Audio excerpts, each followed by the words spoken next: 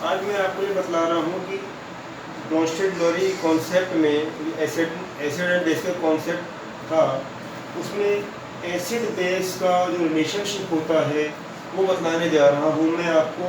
और वो रिलेशनशिप कहलाता है कॉन्जुगेटेड बेस एंड एसिड या conjugated acid and base.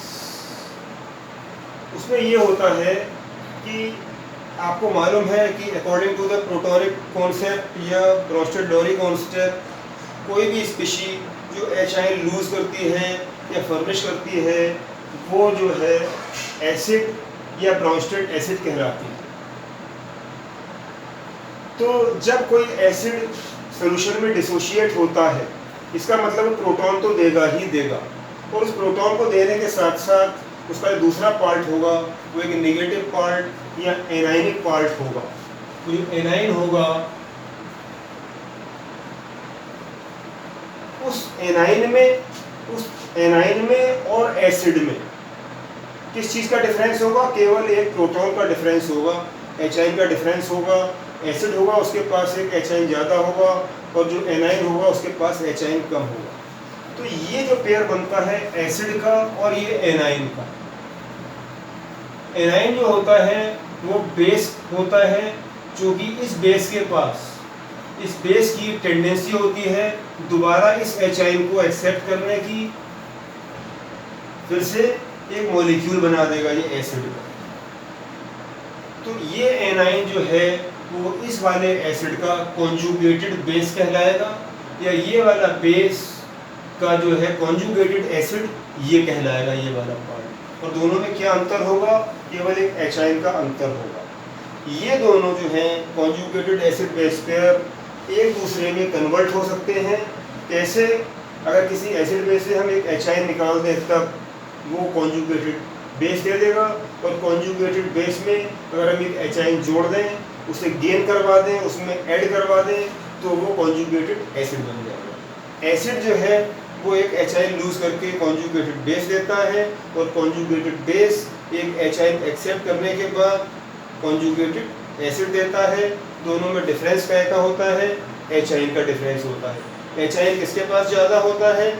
एचाइन conjugated acid के पास ज़्यादा होता है। तो कभी कभी क्वेश्चन ये आता है कि आप छांटिए conjugated acid and base pair को छांटिए, तो उनमें H का डिफरेंस होगा, एचाइन का डिफरेंस होगा, और जिसके पास H ज़्यादा होगा वो कॉन्जुगेटेड एसिड होगा, जिसके पास कम होगा वो कॉन्जुगेटेड बेस होगा। तो उसमें हमने एक एग्जांपल आपके लिए दी है कि जैसे HCl है, तो HCl आयोनाइज होता है सॉल्यूशन में एचाइन और Cl आयन में, यानी प्रोटॉन में और एक एनाइन में, क्लोराइड आयन में यहाँ पर। तो क्लोराइड आयन जो है वो इस HCl का कॉन्जुगेटेड बेस कहलाएगा।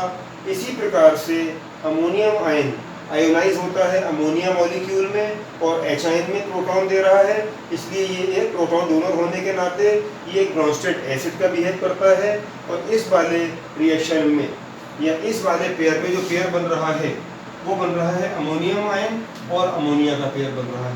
दोनों में एच आयन का डिफरेंस है। ये जो है प्रोटॉन डोनर है, ये जो है कॉन्जुगेटेड एसिड है, और ये इसका अमोनिया जो है अमोनियम आयन का कॉन्जुगेटेड बेस है। दोनों एक दूसरे के एसिड बेस पेयर या कॉन्जुगेटेड एसिड बेस पेयर कहलाते हैं। अब इसी को समझाने के लिए आगे बढ़ा करके थोड़ा सा हमने अब इसको और क्लियरली समझाने के लिए हमने एक एग्जांपल ले ली कि show that H2O is an amphoteric substance. Amphoteric substance कैसे क्या कहलाते हैं या कौन से वाले कहलाते हैं? जो सब्सटेंस एसिड और बेस दोनों की तरीके से बिहेव करते हैं वो एम्फोटेरिक सब्सटेंस कहलाते हैं। एसिड और बेस की तरीके से बिहेव करने का मतलब क्या हुआ? एसिड की तरीके से बिहेव करने का मतलब क्या हुआ? वो किसी बेस के साथ रिएक्शन करते हैं, न्यूट्रलाइजेशन रिएक्शन करते हैं। इसी प्रकार से बेस का मतलब क्या हुआ कि वो किसी एसिड के साथ रिएक्शन करते हैं। दोनों एक साथ रिएक्शन कर रहे हैं, वही कंपाउंड एसिड और बेस दोनों के साथ रिएक्शन कर रहा है अलग अलग, तो वो एम्फोटेरिक कहलाएगा।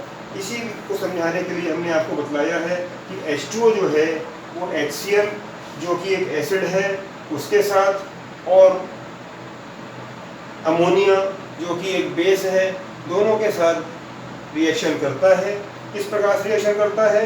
पहली रिएक्शन ये है, HCl एसिड है, किसी एक बेस H2 के साथ रिएक्ट कर रहा है, तो वो दे रहा है ये H2O जो है वो इस HCl से एक H आयन ले रहा है, यानी कि ये इलेक्ट्रॉन एक्सेप्ट कर रहा है। यहाँ पर ये इलेक्ट्रॉन एक्सेप्टर का काम कर रहा है। ये एसिड है, ये एसिड क्यों है?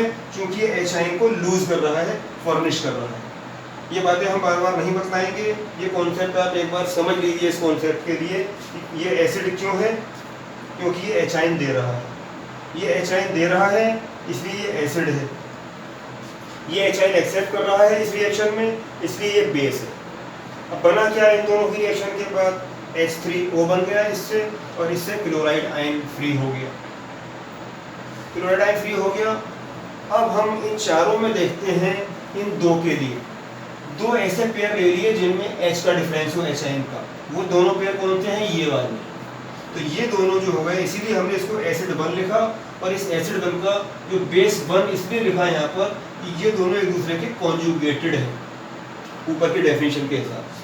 इसी प्रकार से इसी रिएक्शन में ये दोनों, ये बेस है और ये इसका एसिड बन गया, क्योंकि ये H आयन जो है यहाँ पर, ये H आयन जो है एक्सेप्ट करके ये मोइटी बना रहा है, ये मोइटी बना रहा है। और इन दोनों में क्या डिफरेंस है?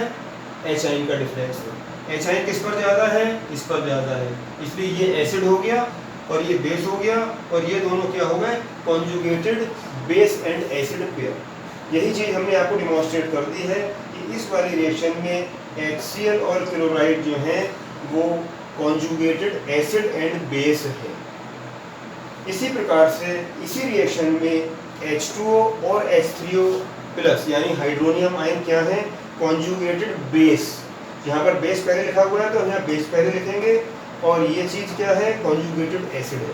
तो ये बेस एसिड पेयर है। अगर आपको एसिड बेस पेयर लिखना है तो आप हाइड्रोनियम आयन पहले लिखेंगे ये वाला, और H2O बाद में लिखेंगे। ये बहुत ही छोटी सिंपल सी बात है जो आपको आगे नहीं बतलाई जाएगी बार बार। इतनी महीन चीज़ आप बाद में आगे अपने आप देखिएगा और समझिएगा। इसी प्रकार से यही वाटर, अमोनिया जो कि एक बेस है, उसके साथ जो हम आपको बेस बतला चुके हैं, यहाँ पर बेस है।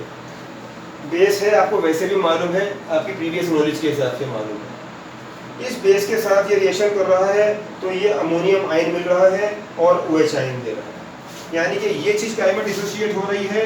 OH आयन में। इसका H आयन कहाँ जा रहा है? इस अमोनिया के साथ अमोनियम बना रहा है।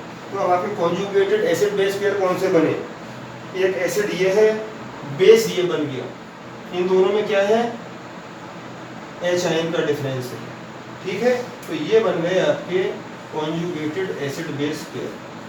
इसी प्रकार से ऊपर वाले इसमें ये वाला बन गया कॉन्जुगेटेड एसिड बेस पेयर। ये बेस है और ये एसिड है। ये एक्सेप्ट कर रहा है H आयन तो अमोनियम दे रहा है, इसलिए ये जो हो गया वो एसिड हो गया। ये एक्सेप्ट कर रहा है H आयन तो ये बेस हो गया। उल्टा देख लीजिए तो ये लूज कर रहा है तो ये दे रहा है।